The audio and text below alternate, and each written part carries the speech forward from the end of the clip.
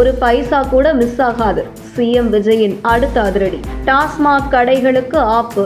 தமிழ்நாட்டில் டாஸ்மாக் மதுக்கடைகளில் மிகப்பெரிய மாற்றம் வரப்போகிறதா என்ற கேள்வி தற்பொழுது அரசியல் மட்டுமல்லாமல் பொதுமக்கள் மத்தியிலும் அதிகமாக பேசப்பட்டு வருகிறது.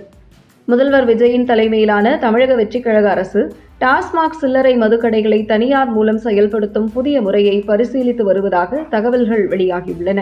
தற்போது தமிழ்நாடு முழுவதும் சுமார் 4000 டாஸ்மாக் சில்லறை மதுபான கடைகள் இயங்கி வருகின்றன. இந்த கடைகள் மூலம் ஆண்டுதோறும் சுமார் 50,000 கோடி ரூபாய் வருவாய் அரசுக்கு கிடைத்து வருகிறது.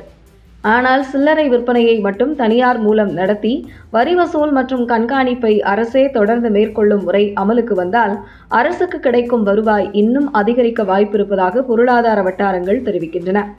தற்பொழுது வெளியாகியுள்ள தகவல்களின்படி கர்நாடகா உள்ளிட்ட சில மாநிலங்களில் இருப்பதைப் போல கடைகளை நடத்த விரும்புவோருக்கு ஏல முறையில் உரிமம் வழங்கும் திட்டம் அறிமுகப்படுத்தப்படும். அப்படி நடந்தால் உரிமம் பெறுவதற்கான விண்ணப்ப கட்டணம், ஆண்டு உரிம கட்டணம் உள்ளிட்ட பல்வேறு வழிகளில் அரசுக்கு கூடுதல் வருமானம் கிடைக்கலாம் என்று எதிர்பார்க்கப்படுகிறது. அதோடு மதுபானங்களை தனியார் நிறுவனங்கள் நேரடியாக வாங்க முடியாது என்றும் வழக்கம் போல டாஸ்மாக் கிடங்குகளில் இருந்தே வாங்க வேண்டியிருக்கும். கலால் வரி மற்றும் மொத்த விற்பனை வரி உள்ளிட்ட அனைத்து வரிகளும் அரசுக்கு செலுத்தப்பட்ட பிறகே மதுபானங்கள் வழங்கப்படும் என்பதால் சில்லறை விற்பனையை தனியார் மேற்கொண்டாலும் வரி வசூல் மற்றும் அரசின் கட்டுப்பாடு தொடர்ந்து இருக்கும்.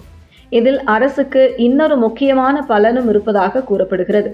தற்போது டாஸ்மாக் கடைகளுக்காக அரசு ஏற்கும் வாடகை, மின்சார கட்டணம், பராமரிப்பு செலவு, ஊழியர்களின் சம்பளம் உள்ளிட்ட பல நிர்வாக செலவுகளை புதிய முறை வந்தால் தனியார் நிறுவனங்களே ஏற்க வேண்டிய சூழல் உருவாகலாம். இதனால் அரசின் நிர்வாக சுமை குறைவதோடு அந்த நிதியை மக்கள் நலத்திட்டங்கள் மற்றும் வளர்ச்சி பணிகளுக்கு பயன்படுத்தும் வாய்ப்பும் அதிகரிக்கலாம் என்ற கருத்து முன்வைக்கப்படுகிறது. இதற்கிடையில் டாஸ்மாக் ஊழியர்களின் எதிர்காலம் குறித்த கேள்விகளும் எழுந்துள்ளன.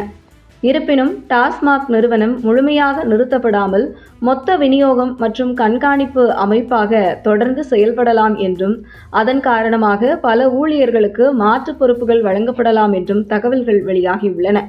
மொத்தத்தில் பார்க்கும்போது சில்லறை விற்பனையை தனியாரிடம் ஒப்படைத்து வரி வசூல் மற்றும் கண்காணிப்பை அரசின் கட்டுப்பாட்டிலேயே வைத்திருக்கும் புதிய முறை நடைமுறைக்கு வந்தால் அரசின் வருவாயை உயர்த்தவும் நிர்வாக செலவை குறைக்கவும் உதவக்கூடும் என்ற எதிர்பார்ப்பு உருவாகியுள்ளது.